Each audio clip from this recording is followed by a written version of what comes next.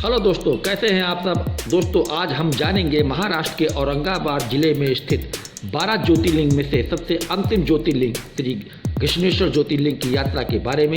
अगर आप घृष्णेश्वर ज्योतिर्लिंग की यात्रा का विचार बना रहे हैं तो इस वीडियो को जरूर देखें। इस वीडियो में दोस्तों आपको घृष्णेश्वर की यात्रा के संबंध में सभी बातों को विस्तार पूर्वक बताऊंगा, जिससे आप घृष्णेश्वर की यात्रा कैसे करें, घृष्णेश्वर में आप कहां रुकें और कहां घूमें। साथ ही साथ वीडियो के अंत में आपको बताऊंगा कि घृष्णेश्वर की यात्रा करने में एक व्यक्ति का कुल खर्चा कितना आ जाएगा।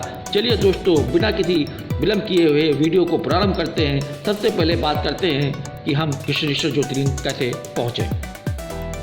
दोस्तों घृष्णेश्वर ज्योतिर्लिंग जाने के लिए आपके पास 3 ऑप्शन हैं। पहले ऑप्शन की बात करूं तो वह आपका बाई ट्रेन। अगर आप ट्रेन के माध्यम से घृष्णेश्वर मंदिर जाना चाहते हैं तो आपका घृष्णेश्वर का सबसे नज़दीकी रेलवे स्टेशन वो पड़ेगा आपका औरंगाबाद रेलवे स्टेशन, क्योंकि औरंगाबाद रेलवे स्टेशन भारत के लगभग सभी प्रमुख शहरों से जुड़ा हुआ है, जो घृष्णेश्वर से 35 किलोमीटर की दूरी पर स्थित है। इसलिए दोस्तों आप औरंगाबाद रेलवे स्टेशन तक आ जाइए, फिर औरंगाबाद स्टेशन से बाई बस या बाई टैक्सी बड़ी आसानी से घृष्णेश्वर मंदिर पहुंच सकते हैं।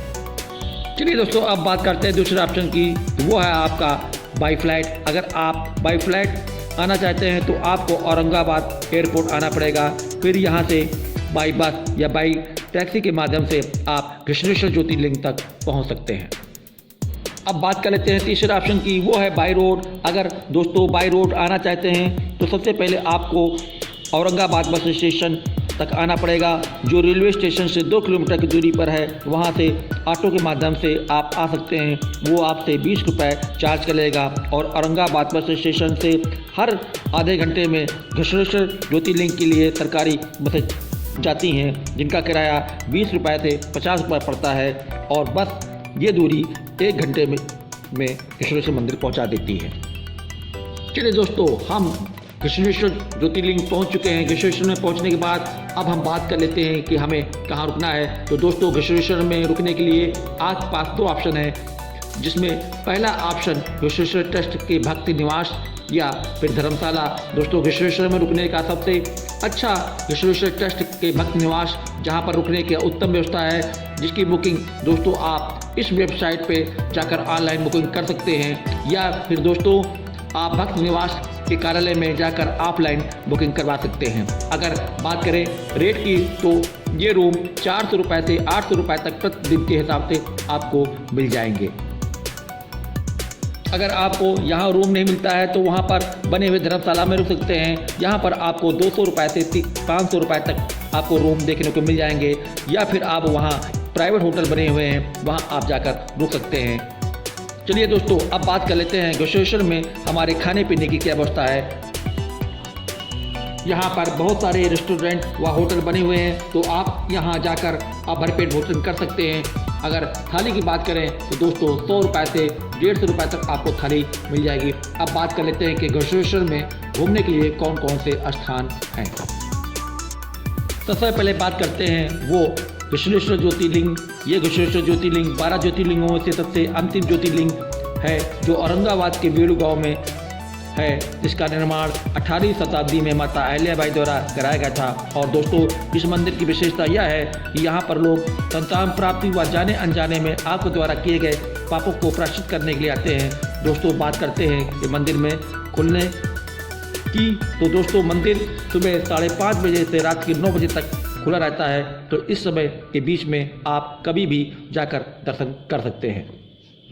दोस्तों मंदिर परिसर में आप कैमरा, मोबाइल आदि किसी भी प्रकार के सामान लेकर नहीं जा सकते हैं। ये सभी सामान आप वहाँ बने हुए लाकर में रख सकते हैं। चलिए दोस्तों, लाइन में लगते हैं। लाइन में लगने के बाद आपको 15 से 20 मिनट में दर्शन हो जाएंगे। दोस्तों पुरुषों के लिए यहाँ एक अलग सा ड्रेस कोड है, तो मंदिर के गर्भगृह में आपको शर्ट उतर कर जाना पड़ेगा। तो गर्भगृह में जाकर आप महादेव के दर्शन कीजिए, अपनी मनोकामना मांगिए और मंदिर परिसर के बाहर आ जाइए। चलिए दोस्तों, अब बात कर लेते हैं कि शिवालय तीर्थ। शिवालय तीर्थ घृष्णेश्वर से लगभग 400 मीटर की दूरी पर स्थित है। इसका भी निर्माण दोस्तों अहिल्याबाई द्वारा कराया गया था। दोस्तों ये वही स्थान है जहां पर माता घुष्मा के पुत्र की हत्या की गई थी। इसी स्थान पर घुष्मा ने भगवान शिव की घोर तपस्या की थी, जिससे भगवान शिव उनकी तपस्या से प्रसन्न होकर उनके पुत्र को पुनर्जीवित कर दिया था। इसीलिए यहाँ पर मानता है कि इस स्थान पर पूजा याचना करने से आपके सारे दुख का निवारण हो जाता है।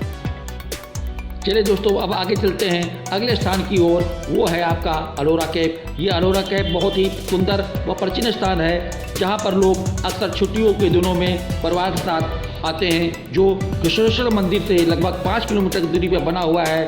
वह दोस्तों, अलोरा केव में 100 केव हैं, लेकिन पर्यटकों की देखने के लिए यहाँ पर 34 गुफाएँ खुली हुई हैं। तो इन 34 गुफाओं में हिंदू, जैन, बुद्ध धर्म की 1000 साल से पहले की प्राचीन मूर्ति या मंदिर स्थापित मिलेंगे, जो अपनी ओर आकर्षित करेंगे। यहाँ की एंट्री फीस 40 रुपये है और मंगलवार के दिन ये गुफाएं बंद रहती हैं। इन गुफाओं को घूमने के लिए में आपका पूरा दिन लग जाएगा। इसको देखने के बाद शाम को औरंगाबाद को बस से लौट लें, फिर वहाँ से जिस भी माध्यम से अपने घर जाना चाहते हैं तो जा सकते हैं। जब भी अलोरा गुफा की बात की जाती है तो अजंता का भी नाम लिया जाता है। आपके मन में कोई संदेह न रहे, क्योंकि घृष्णेश्वर मंदिर से अलोरा गुफाएं 5 किलोमीटर की दूरी पर स्थित है, लेकिन अजंता की गुफाएं घृष्णेश्वर मंदिर में नहीं आती हैं, जो घृष्णेश्वर से लगभग 40-45 किलोमीटर की दूरी पर स्थित है। लेकिन इस वीडियो में मैंने केवल घृष्णेश्वर ज्योतिर्लिंग के अगल बगल के दर्शनीय स्थलों को बारे में बता रहा हूँ। अब बात करते हैं कि हम अलोरा गुफाएं कैसे जाएं। आपको मंदिर परिसर के आसपास बसें मिल जाएंगी, जो आपसे 10 से 15 रुपये चार्ज कर लेंगी। वो आपको अलोरा केव तक छोड़ देंगी। अगर आप पैदल भी जाना चाहते हैं तो जा सकते हैं। चलिए दोस्तों, अब बात कर लेते हैं कि हमें घृष्णेश्वर जाने का सबसे अच्छा समय कौन सा है। तो मैं आपको बता दूं, यहाँ पर आने का सबसे अच्छा समय विंटर का यानी सितंबर से फरवरी तक का होता है। अगर इस समय आते हैं तो आपको 15-20 मिनट में घृष्णेश्वर ज्योतिर्लिंग के दर्शन हो जाएंगे।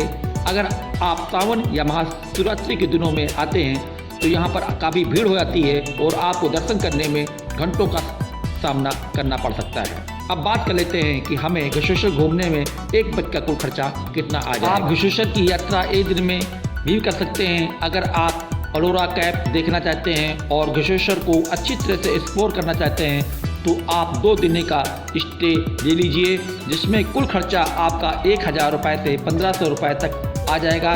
इस खर्चे में मैंने औरंगाबाद से घृष्णेश्वर तक का आना, रहना, खाना व घूमना को ऐड किया है। मैंने किसी भी अन्य प्रकार के यानी फ्लाइट या ट्रेन का किराया को ऐड नहीं किया है। तो दोस्तों, ये था घृष्णेश्वर ज्योतिर्लिंग यात्रा का संपूर्ण वर्णन।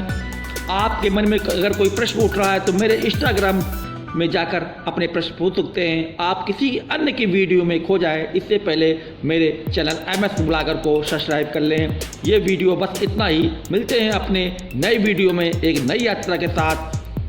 तब तक के लिए शुक्रिया। हर हर महादेव। आपकी यात्रा मंगलमय हो।